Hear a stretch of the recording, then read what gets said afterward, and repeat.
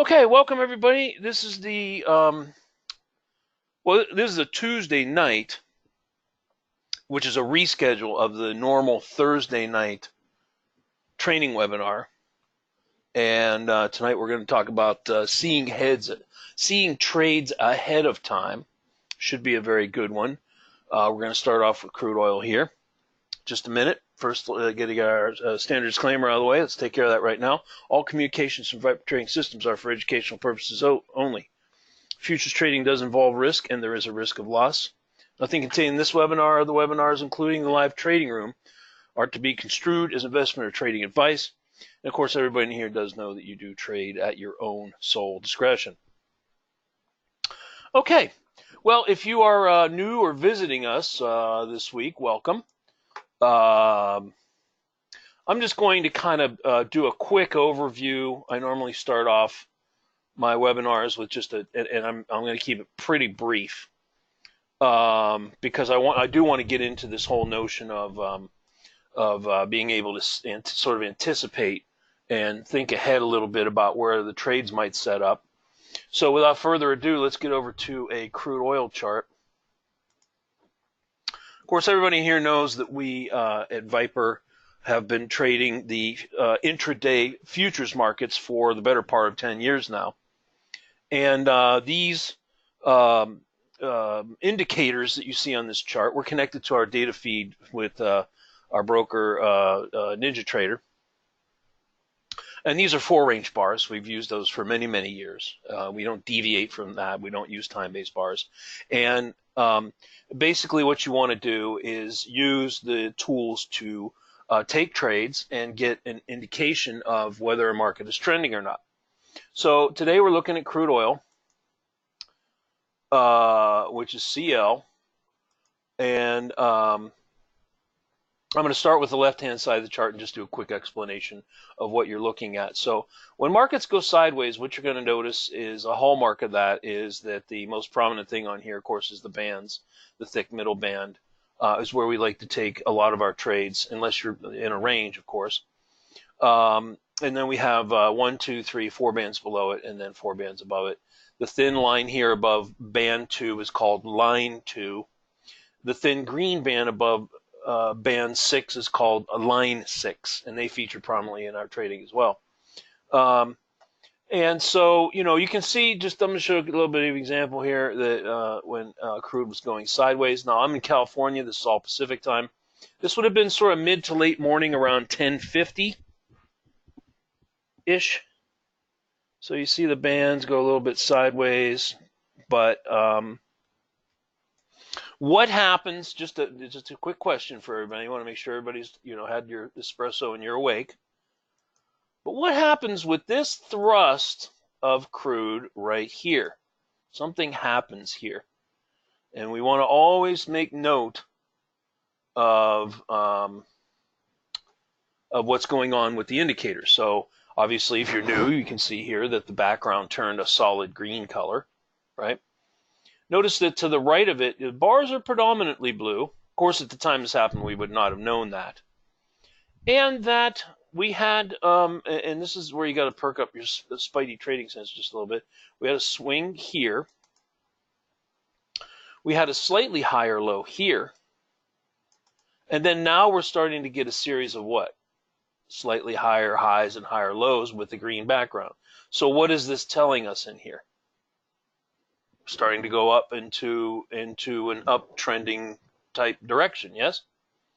And we could put a line right here, just like Gary does in the room all the time, with all the charts that we look at, right about in here. And I think everyone would agree that that at this point in time became pretty solid support.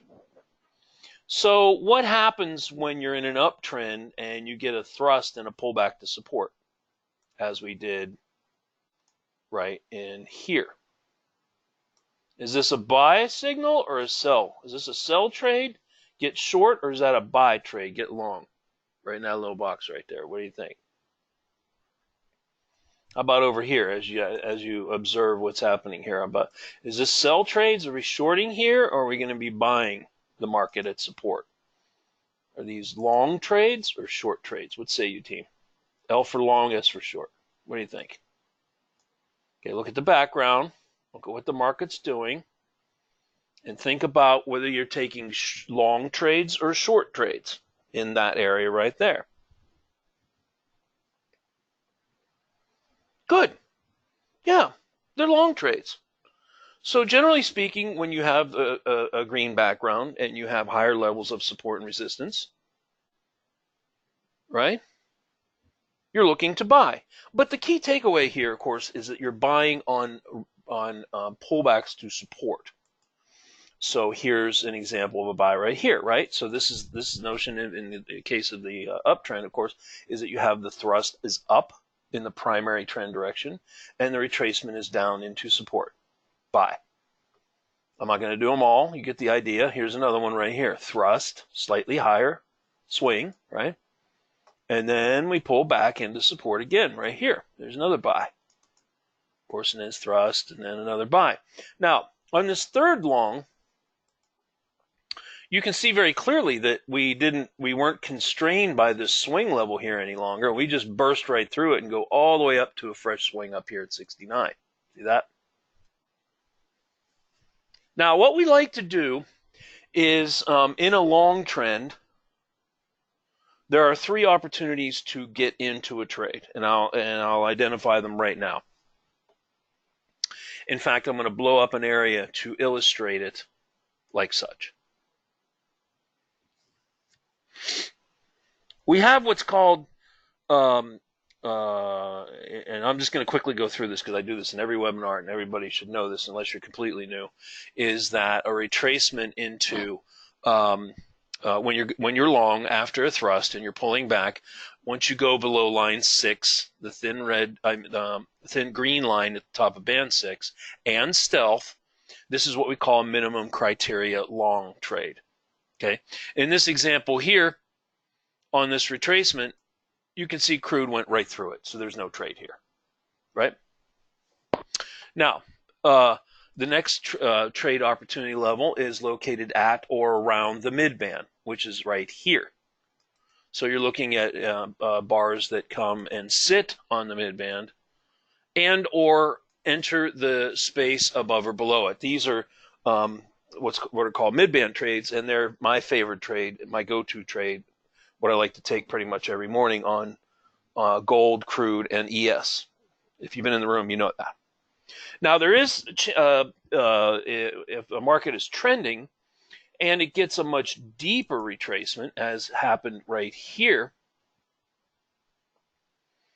sometimes the market can come all the way down into just above band line 2 into band 3. Now, in this case, of course, it changed the background color from green to this sort of intermediate color right here. Now, I want to be clear about this. This is not a trend change. A lot of people mistake that with a trend change, mainly because it breaks a support level, it doesn't hold at the mid-band, and it goes all the way to line 2 before it bounces. So this is called a deep retracement. We used to call it yellow bar retracement. Occasionally the bars will turn the opposite color, like red, which bothers some people. Okay? And the background color changing can disturb some people too. So you got to kind of, if you're going to take these trades, I want to tell you that your primary objective when you take it is to get back to the mid-band on the deep retraces, right? You want to at least get a scalp off to here.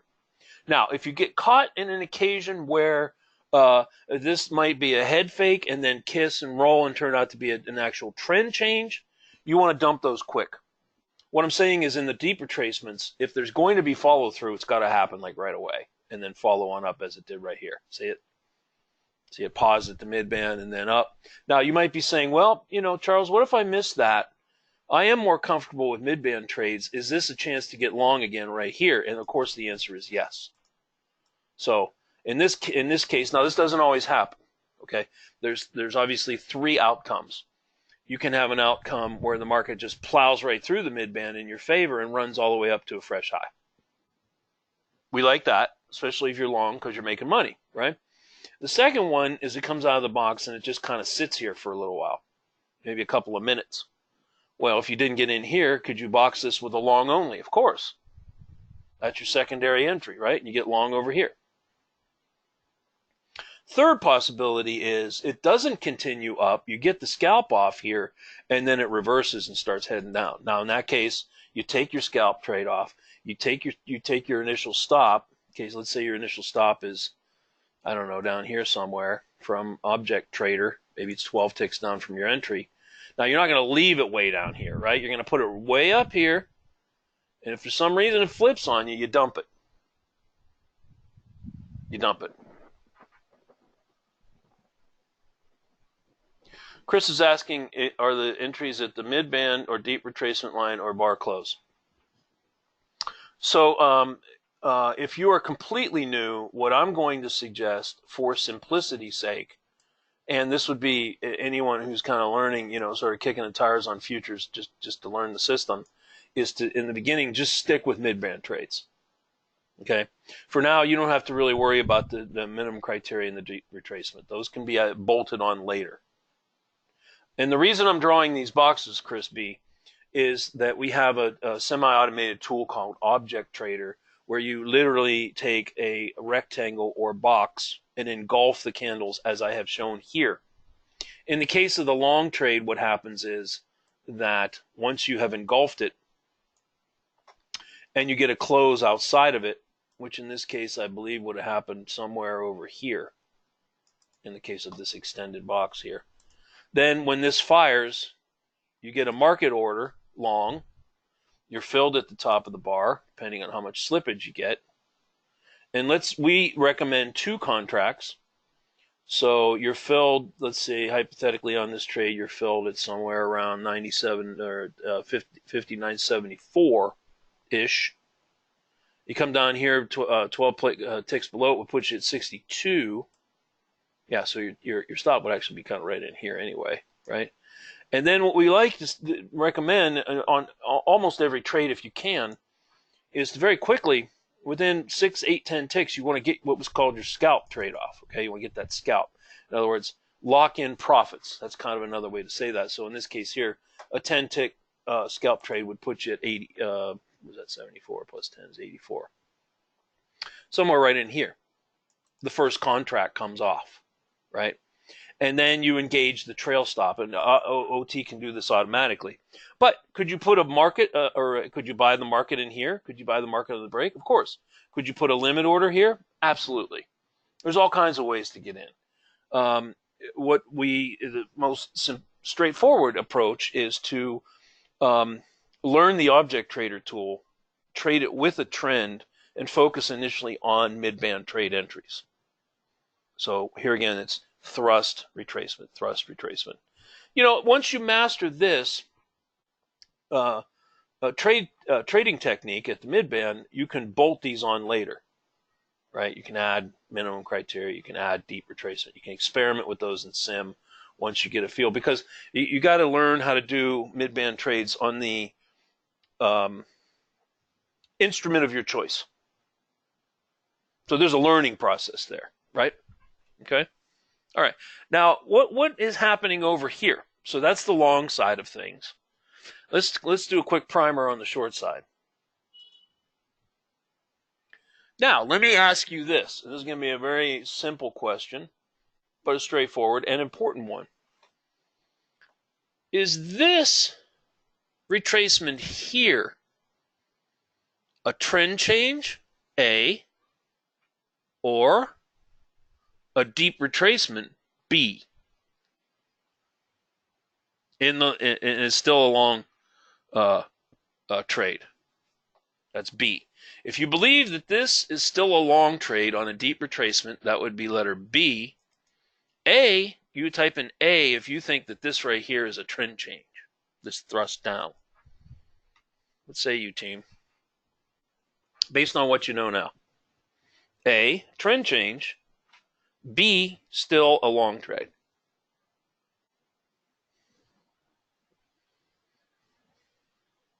Well, I don't know. Background color changed. Bars are red. Looks like it's going down to me. A, trend change, B, long trade. Give you 4 more seconds. Based on what you know, 2 seconds, A or B. 1 second. Time's up. Walter, you're being silly. Nobody answered A. You're just doing that to be silly. I know you are.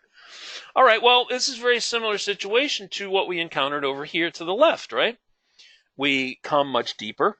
The background does turn this a transitional color, so it's not deep red, it's not deep green, it's a transitional color. Bars turn red. However, once again, we sit just right about here on line 2 for a long trade entry. So yes, the correct answer was B, long trade entry on a deep retracement, or sometimes called a phantom trade. So if you hear phantom in the room, Gary likes that. I think he coined that phrase. That's another term for a deep retracement. Those are more or less synonymous. So that means that's a buy.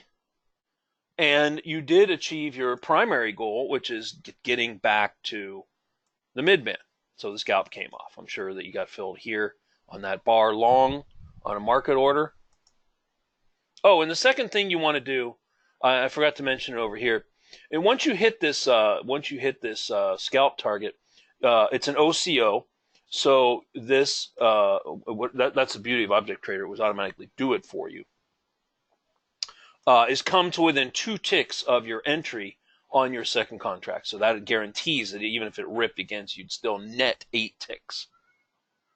Right? Still net 8 ticks. So that's our plan on how we approach that. In this case here, we'd have a similar situation. So let's show it real quick, and then I want to talk about what is really a trend change. So you're filled long here, closes that bar at 77, gets all the way up here to 87. You get the scalp off here. 10 ticks, right at it, bips right to it. Sometimes you want to fade that a little bit. You might want to make that 8 or 9. Your two contract initial stop is down here at 67, which is located right about in here. It's normally right under the swing there like that, right? You take one off, you come up to within 2 ticks of your entry. Your second contract stops out with a net of 8 ticks of profit. Okay? So you didn't get a runner on the second one. You got a runner on that one. And you got runners over here. These all got scalps and runners. All these other ones over here. Well, it depends. If you got in down here on your phantom, 61, 10 ticks would put you right at 71 at the top of that range. You got your scalp off on the deep retracement entry, right? Now, notice what happens after this, okay? This is important. And I want to distinguish between these two because this is a perfect example of it. Notice how what occurs here is that you never get back to the swing at 60.05 because we get here just shy of 90 and we run out of gas. So when you get in a trend, lower highs in an uptrend or higher lows in a downtrend, what might that be signaling?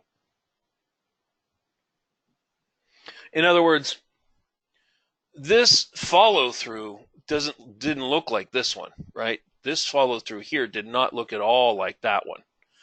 If it did, it should have done something more like this, like just chugged right on up through here up to a fresh swing high, yes?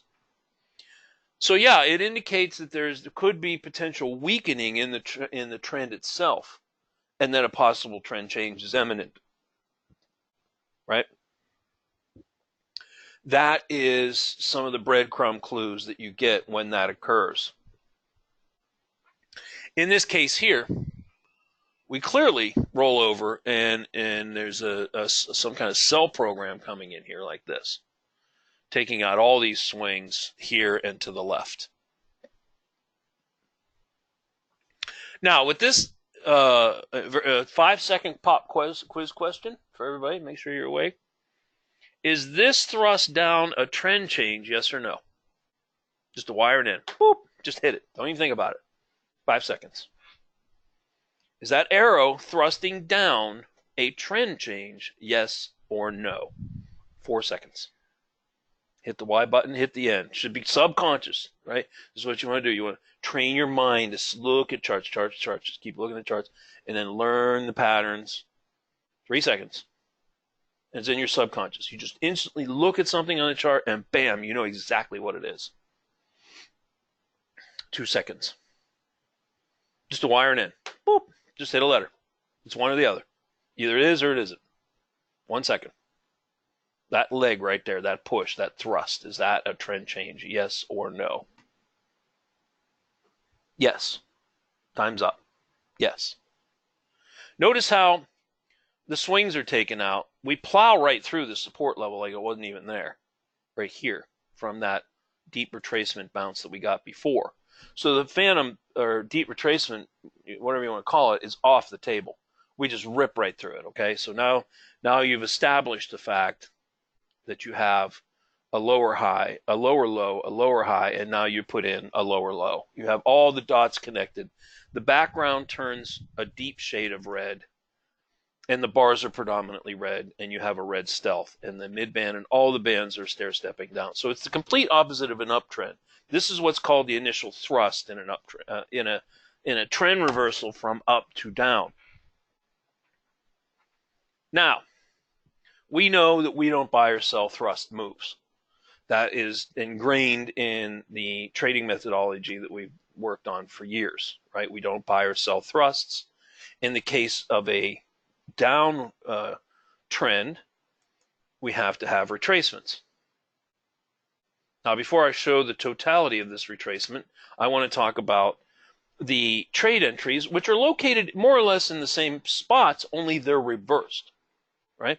So in a downtrend, what happens is when you get up into this area here, where you break through line 2 and the stealth line, which these bars do, this is now a minimum criteria short trade.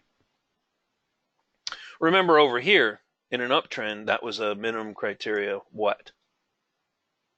Long in an uptrend. So it's the same location, it's just reversed. Now in the case of the midband trade, that's the same. They're located in exactly the same spot, right in the band above it and below it, and on the midband itself, okay? Only the difference is we're not buying support, we're selling or shorting rollovers. So like in the room, you might hear terminology like, I'm looking for a kiss and roll. I'm looking for a kiss and roll short off of, in this case, 73 at the midband. So that's what that means. That's what that would. If we were interpreting this, we would say, and a lot of times, and the way I want to show this is that those words will be said when the market's down here, and the midband is sitting where? Right here. So why would anybody in the world, when crude oil is sitting down here at 48, say, when the market gets back up into this area here around, I don't know, 67, 69, 70, 72, I would take a short trade? Why would anybody say that? Any ideas? Why would anybody be talking about, well, the market's not even here yet. Market's not even here. It's down here. So what is the relevance of those numbers? That is the topic of the webinar, by the way. I'm just sort of helping you out to remember that. Remember we said, see the trade ahead of time? Yeah, you're anticipating retracement. Clearly, we can see that arrow is the thrust down. The background has turned red. We have put in a lower swing low. We are now technically in a downtrending market, and we want to sell resistance and retracements up to resistance.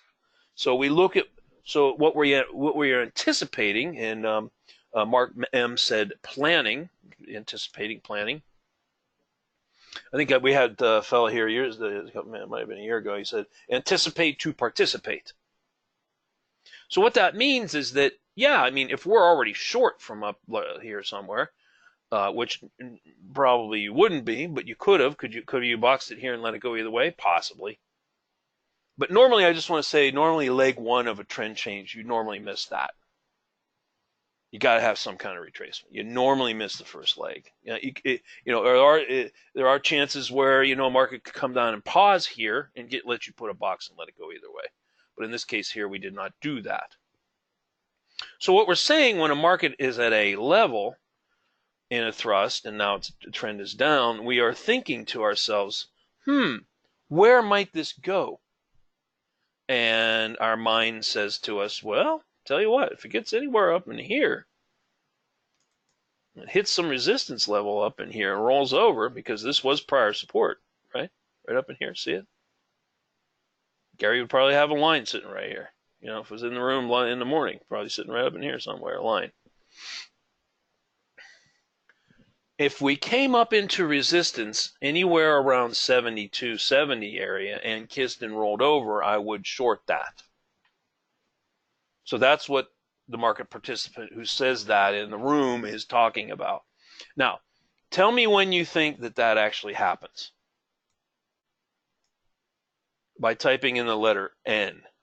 When you think you see the bar or bars where the short trade actually is triggered, I'm going to go bar by bar on this retracement, okay? So you already know what's going to happen. I've drawn the little rectangle. You have a target. I am going to take the arrow off.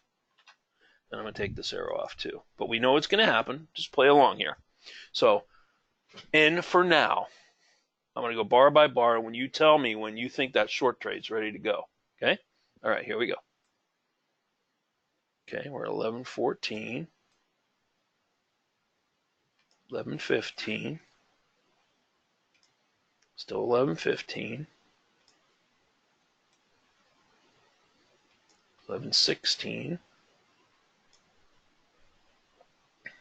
So we've been watching this thing for, I've taken like 10 seconds to advance it, but in actuality, this would have taken about 2 minutes. So there's plenty of time to look at the bars. Now remember, when you think the short trade is triggered and ready to go, you type in the letter N. Okay? All right, let's do that again. Okay, here's 11:15, here's 11:16. Okay, that's 11:16 and then 30 seconds. Let's do that again. There's 11:15, 11:16, 11:17 coming up, 11:17 coming up. Do it again. 11:15, 11:16, 11:17.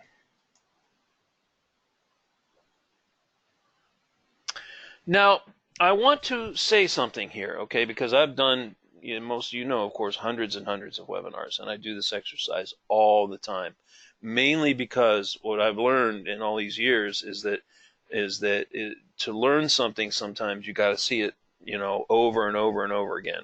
They say normally it's at least 7 touch points, but with some people it might be more. So that means that you got to see something like lots and lots of times all over again for your mind to have price pattern recognition, basically is what this is, right? So what I mean by that is that I'm going to ask a question that everybody should answer, have a clear understanding of, is where are these 2 bars located right here? I mean, I would submit to you that those 2 bars are the living definition of a short trade entry. I mean, they're literally sitting right on the midband, in the sweet spot of the area that you anticipated ahead of time where you were going to take a short. So what I'm saying, just to be clear, is that when these 2 bars formed right here, that one and this one, every single person, and we got a good turnout here with some people coming in late and leaving or whatever, and don't worry about it. This is recorded. You'll get a copy of it. Every single person, unless you're completely new and you don't even really know what you're looking at, that's obviously a very good excuse. But every single person should have typed in an N when these 2 bars formed right now, right here. Probably wouldn't have done it here. And here is too late. Now, some of you didn't type in ends until these bars formed right here. And you're probably, I'm guessing here, I could be wrong, that you might be experiencing late entry issues. If you're somebody who typed in now for getting into a trade and the bars were already down here near support, you're getting in way too late. Way too late. Because by the time the market gets down here, the people who anticipated this and took shorts here are already out of their first contract with the scalp. Now, how can you practice this to get memory recognition of it? Let's show you. What you want to do is, and this is simply to train your mind to see it. You don't need all kind of fancy market replay buttons and recordings and all kind of manner of things like that. You simply get into your data feed, connect to your chosen instrument, load up the template, just like you see right here, and then look at trades that were that you see. In other words, you look and you see and you say, that was a short. That was a. It's clear to me now that was a mid-band short entry trade. And then here's what you do. Okay, I've suggested this many times, and a lot of traders say it works really good for them. Okay, you do just the exercise I just did. Just go exactly like this. You start here.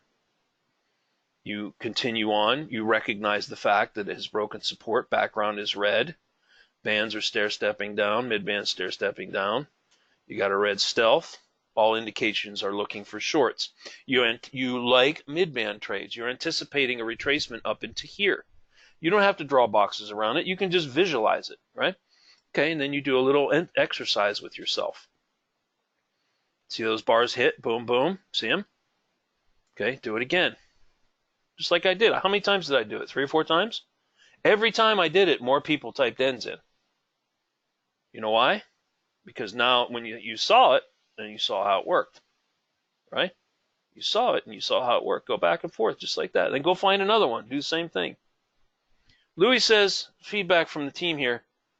I've been doing that little exercise a lot lately, and it's helped me tremendously in seeing trade setups. Good. Well, that's why we do this. I mean, that's why we take all this time to do all this training. That's why we take, it's calm now. You're relaxed. You're sitting maybe at home or your office or whatever, and, you can just see these. You do that little exercise. It doesn't take long. Do a half a dozen a day. Half a dozen a day, just like that. I'm telling you, you notice day by day you get a little better. Do maybe a couple, 3, 4 short ones. Do a couple, 3, 4 long ones. Do it on gold. Do it on crude. Do a few on Russell. Whatever. Do it. It doesn't matter. Pattern's all the same. Yeah, if you'd boxed this, Todd, question of where you might have been filled on this short, if you had engulfed the 2 candles as I have shown there, you would have been filled on the close of this bar right here, which I think would have been, I think 65. Yeah, so the close right around 65. Yeah, you're right. Yeah, it's like practicing anything of repetition, like hitting a golf ball. That's right, Louis. Hitting baseballs, whatever, shooting baskets, any analogy you can think of that you want to get good at something and you're training your mind to see it over and over. Repetition is the key. Once you get comfortable with that, then you start taking the sim trades with the setups after you see it, right? Back and forth, just like that. Then you start taking them in sim, and then you find an instrument you like, and then you start taking a couple of micro trades, right? You take the micro trades, you learn 1/10 the cost and the risk, and then after you get up to maybe a couple of 5, 10 micros at a time, now you go to the big boys, big boy contracts. All right, let's do one more exercise, and then I want to go look at gold and something else, okay?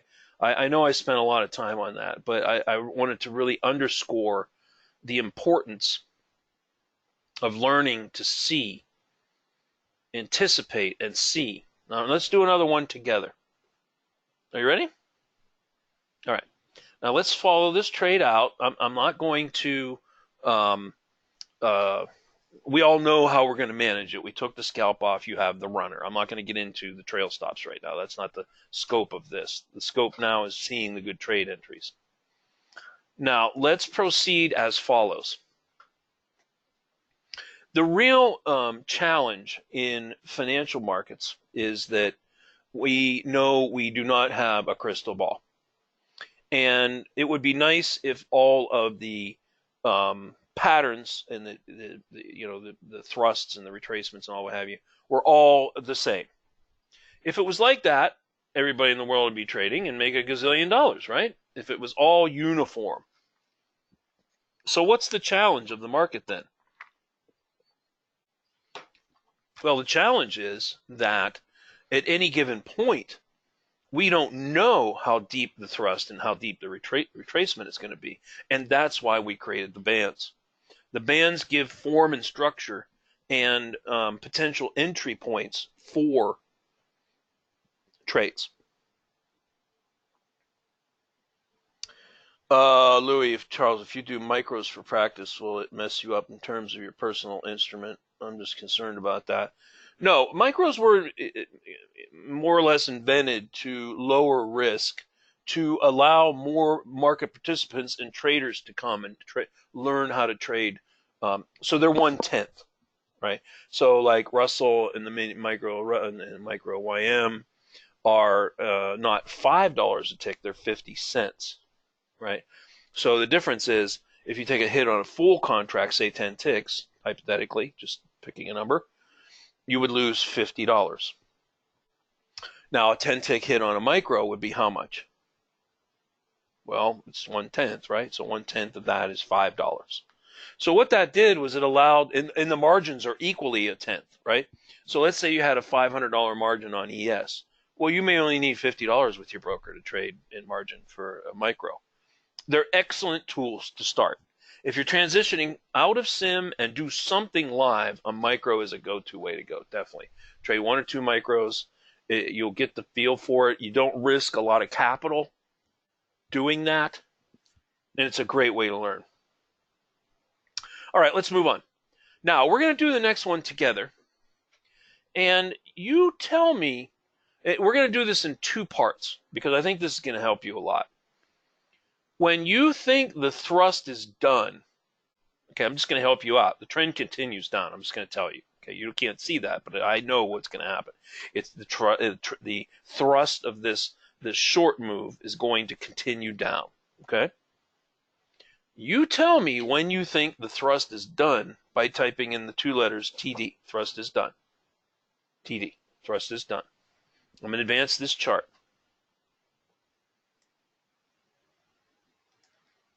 Okay, we're at 11:17 this morning, crude. 11:17 still. 11:18.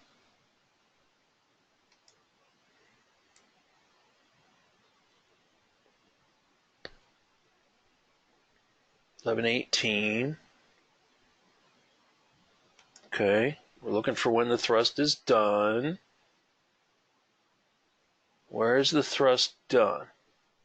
Okay, let's do that little exercise again. We started 11:17. Here's 11:18.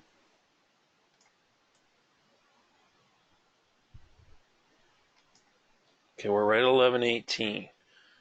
What do you think? Was the thrust done? How do you know? If you're going to anticipate trades, you got to know when the other one's done. When is the other one done? How do we know? Well, let me help you. Notice how when we get follow through of this downward movement, we hit this prior swing area here and we plow right through it, right? Notice how what starts to form as the trend unfolds, continuing downward, is we get the appearance of what's called a red stealth line. That's the sneaky snake line here. And the line 2 and the stealth all follow the movement down, yes? They're staying below it. They're staying below it. Little ABCs, little ABCs, little ABCs. Uh-oh. What's going on here? What's the difference between here and here? Are these bars here still going down? Yes or no? Here, where my cursor is. Here they're going down. A, B, C, A, B, C, A, B, C, A, B, C. We come up, we break stealth, we break line 2. In what direction are these bars closing? Still up or down? Right here.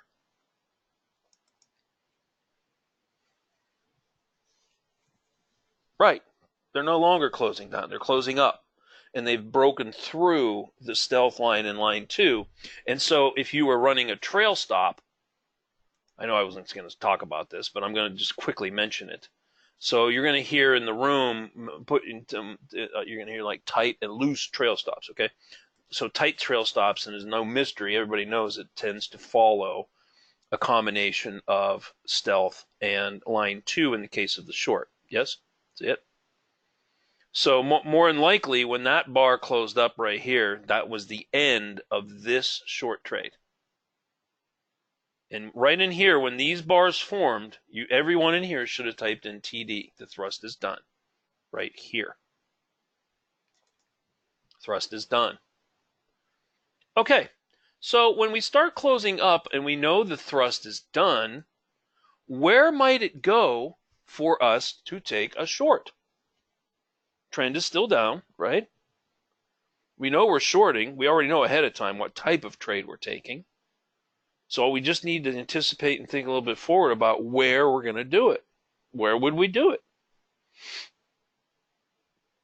Where would we do it? Anybody?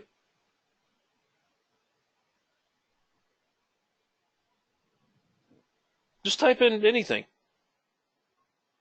I mean, this is the whole part of what we're trying to do is spending time here together, right? We're trying to anticipate to participate. You can do this exercise yourself at home on any chart you want. Patterns are all the same. Pick anything. Pick currency futures, 6E. So this is the anticipation, the planning ahead part. Where might this go? And if it went there, would you take a short? Okay, I'm getting previous resistance. I'm getting a lot of mid-band answers. I'm seeing some numbers come in. Okay, so let me help you out a little bit. How about if I'm just going to throw this up here for you to think about.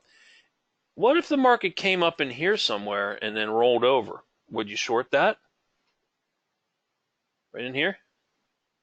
The market came up and hit its head and rolled over. Would you short that? Yes or no? Now the market's down here. We recognize the fact that the thrust of this thrust here is done.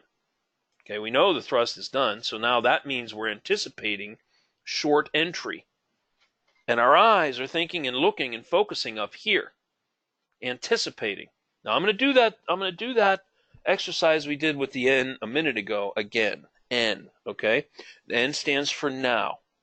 When you think the bars are present to trigger the short, you will type in N for now, okay? Let's do another one together. Here we go. Still at 11:18. Okay, we know we stopped out of the other trade. We see that. Bars are no longer closing down. It's become clear to us that this thrust is done, and the bars are closing up and retracing. Okay, that's the first part of recognition. That's why I'm breaking this into pieces, okay? Sort of little bite-sized pieces. You got to recognize that something's changing here before you can take action, right? And our eyes are focused up here because we know we're looking for a short, and we love mid-band trades, and we love crude, right? All right, here we go. You're typing in now, N for now, when you think that trade's ready to go. The bars are there. Okay, we're going up on to 11:19. 11:19, so take my time here. Okay, there's 11:19. 11:19. Coming up on 11:20. Remember, N for now when you see the short trade set up. Okay, we'll do it again. Okay, we started here. We stopped out. Recognize the thrust is done. Bars are closing up. We're anticipating, I've drawn a target for where we want to get short. And when you see the bars to enter the short, you're typing in N for now. Okay? Here we go.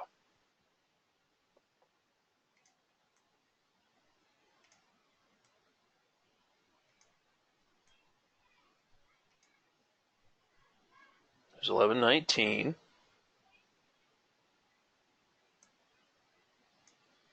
11.19.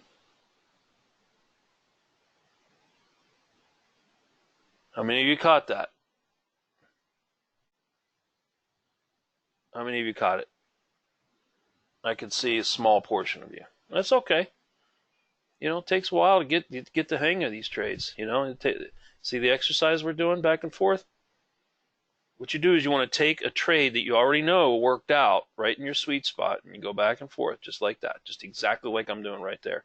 You've heard several people in here tonight say that they do this simple little exercise every day, and they've learned how to see the trades a lot better and a lot quicker.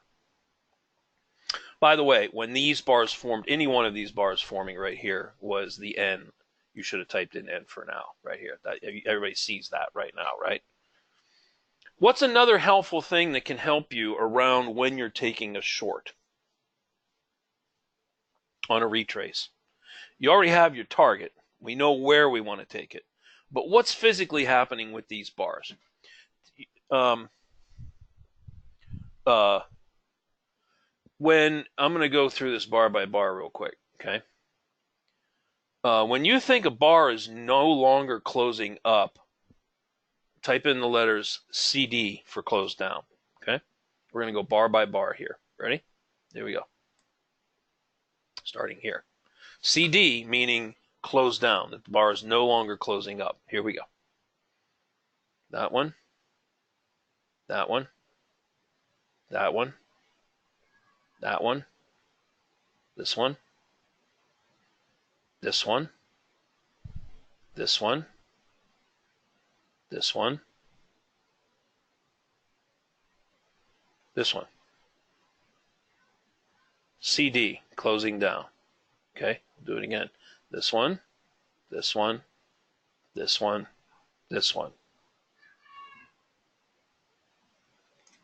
Okay, did you get it? So what's the second component when we look to take short trades at the resistance level in the heart or the sweet spot of our target?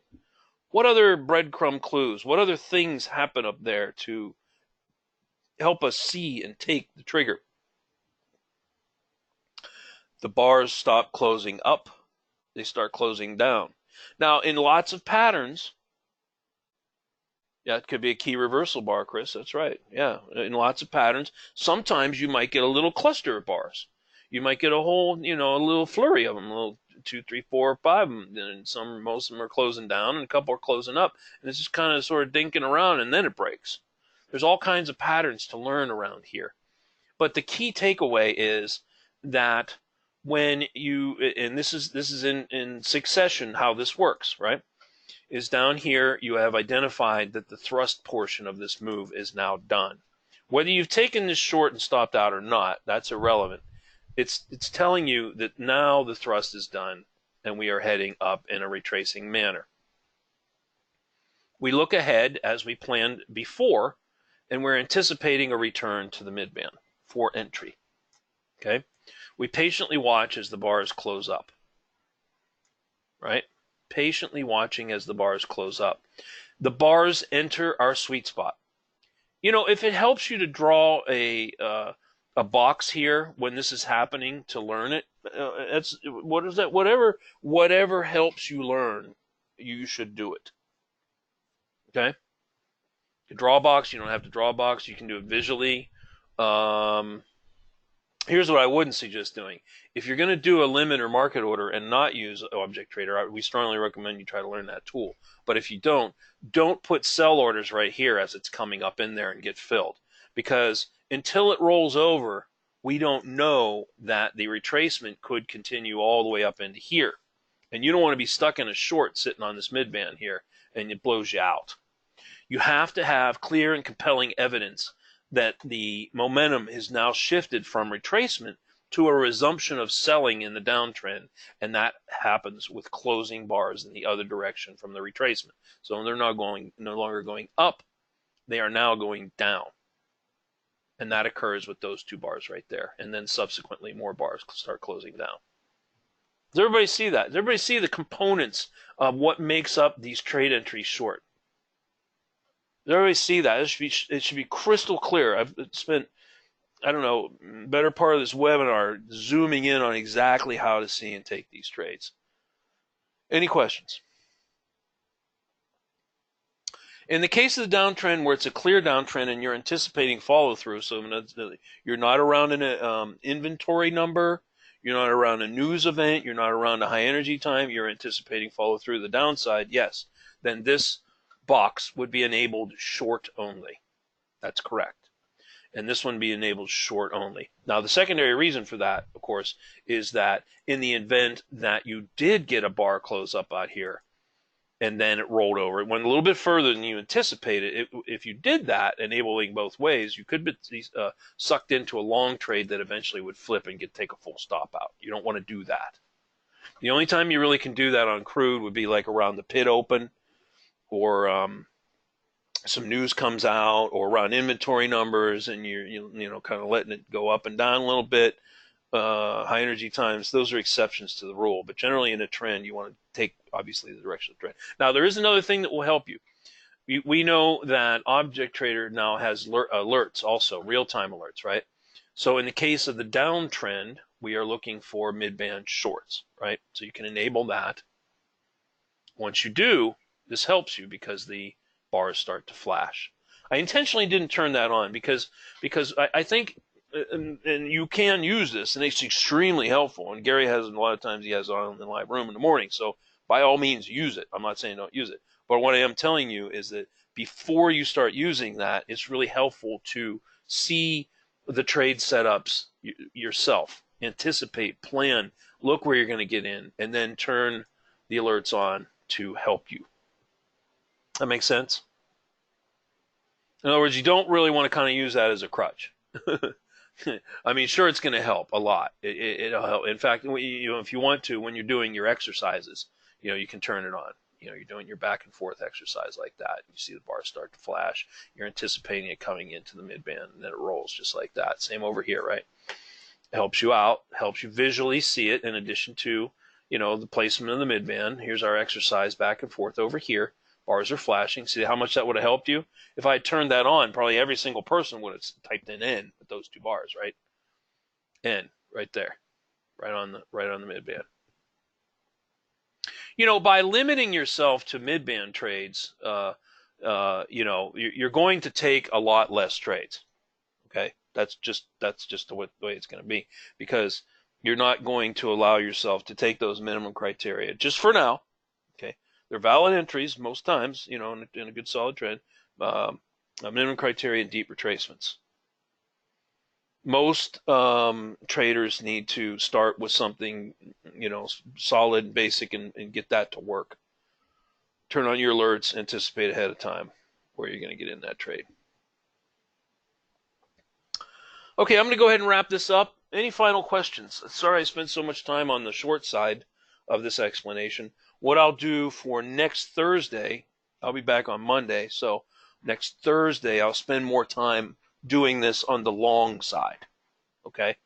I'll try to set up my, title. So detailed long mid-band trades or something like that.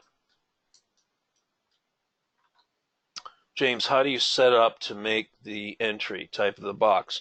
Well, you have to go on the website, and if you're a subscriber, you can go in, and there's a lot of, Gary has tons of videos that show the Object Trader tool functionality. In fact, I think a week ago he did a whole hour just on going through all the details of how to use that to draw the boxes. So you can look that up. If you don't have access, another resource for you, let me put this web page up real quick here. You can use a bar close entry. I personally like to use the region box myself, because when you have a region box, the close of the subsequent bar, in my feeling about it, is like right here. Okay, what I'm saying specifically is that you came up, you got a reversal bar, you got a second reversal bar, and when you close down below the midband outside of that box, in my view, you have enough momentum now is returning to the sell side. You've achieved your goal of hitting that resistance, and now you're rolled over and now you're going to start heading down again. So I'm comfortable with a market order sell right there outside the box. Okay. All right, Mindy, Walter, Craig, Louie, everybody, James. Appreciate you coming and sneaking around. Sorry I got a late start. Let me turn the recorder off. And I want